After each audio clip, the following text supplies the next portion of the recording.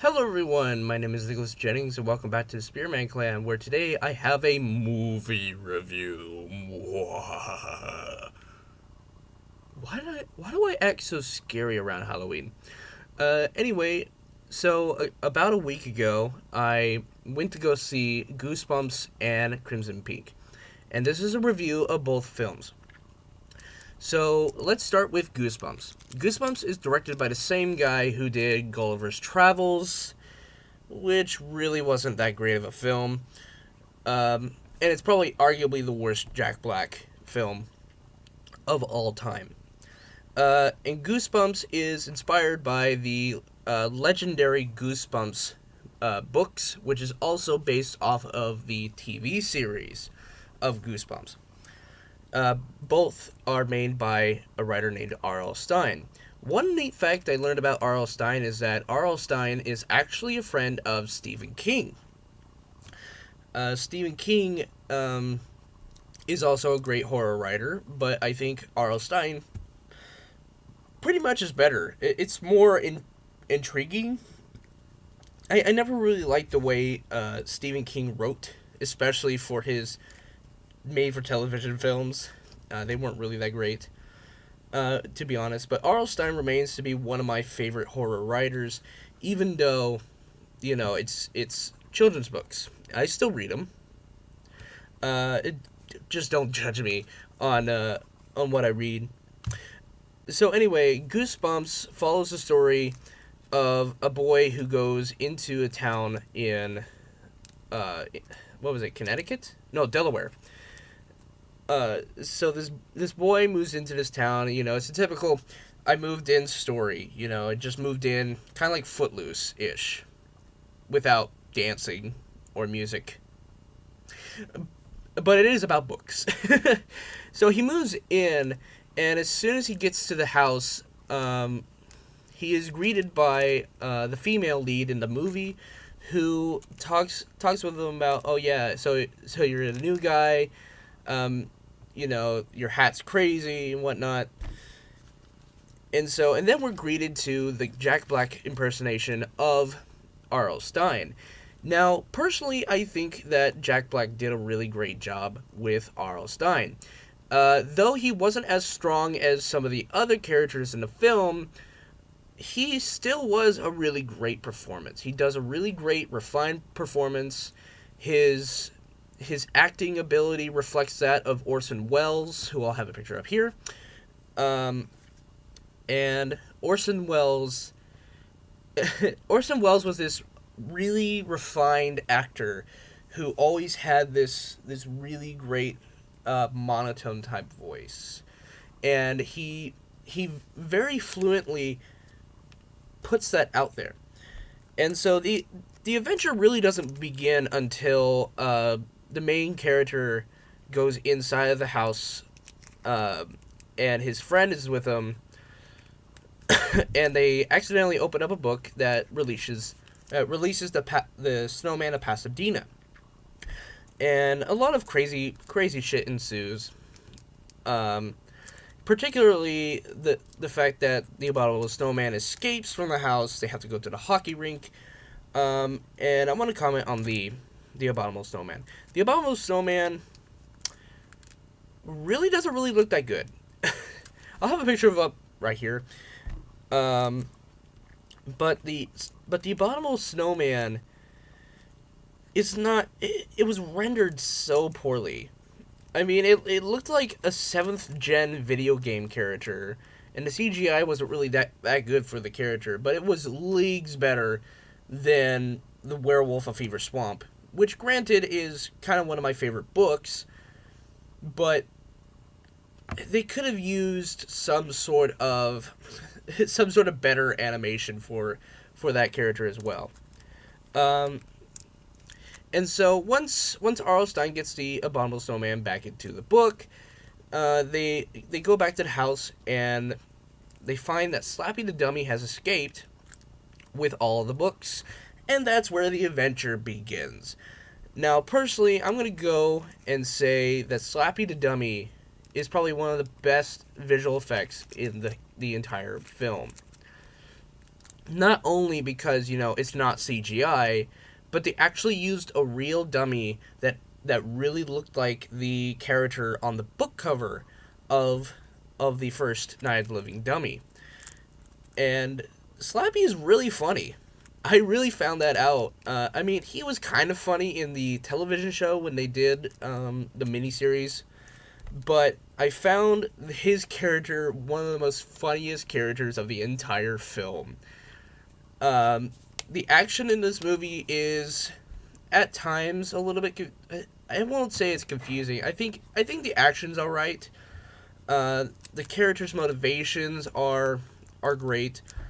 Um, and towards the end of the film, we got a special guest appearance by R.L. Stein. Although you might want to look for him really quick because he's in and out in about 2 seconds. So be very, very, very quick when you're trying to noticing him. And in typical Goosebumps faction, they do a twist ending, which kind of is a little bit lackluster, of all things. And there's some really great. All the actors do a really great job. In terms of the female lead in the movie, her character is a surprise, and all of them, including her, do a really excellent job with the source material, with what they're given for lines. And so, in an overall summary, I think this film is a great family Halloween film that everyone will enjoy. The adults will enjoy because there is some really good adult jokes. There's also great kid jokes. And so I'm going to give Goosebumps an 8 out of 10. There's a person in the room. Okay. And so the second film I watched that night was Crimson Peak. And Crimson Peak is directed by Guillermo del Toro, who did Pacific Rim, who did Pan's Labyrinth, who did basically almost everything under the sun. He also did Hellboy duo. I think that's what they call it, a duo, when they have two films. But essentially, this story follows a aspiring writer who meets up with a rich philanthropist who basically owns this place called Crimson Peak, where they have clay mines. That's kind of how it gets its name, Crimson Peak, because during the winter, the clay somehow goes up through the snow to make it red. I never really quite understood it. This movie was disappointing for a lot of reasons. I don't think it's necessarily the director's fault. I think it's more of a marketing fault. This is just one of those films, kind of like The Village, where it was marketed wrong. This is a romance story with horror elements, but the horror elements don't really play up a big role. And for a huge majority of the film, it is really, really boring. Granted, there are some scenes where it gets really, really gory, and I can see why they got the R rating for the gore in it. But there really isn't a lot of scares. The CGI ghosts are actually designed really well. I do have to say that Guillermo del Toro has a real big sense of how to use visual effects. This might be his most beautiful movie I've seen, especially with the visual style of the house. I really like the ghosts. The ghosts were really creepy. But the problem with this movie is that this movie has so much visual, but it doesn't have as much substance. So it's more of a spectacle over substance type film. And I do have to say that the standout in this film is Tom Hiddleston, because he has a really kind of a unique backstory. He has the most character development in this film, and not to mention he's a really great actor in this film. I mean, and this is like one of the first films I see him outside of the MCU, and he does a perfect job. But unfortunately, the other actress that is alongside him is kind of crazy. and she doesn't really do a lot. I mean, she does a lot, and she's basically the schemer behind this whole debacle that they have about trying to mine the clay and whatnot. And this really isn't a ghost story. This really isn't a ghost story. There's like hardly any ghosts involved in this film. And I kind of like how the fact that at the beginning of the film, they kind of tell you through dialogue that this isn't a ghost film. And I would say the line word for word if I could remember it.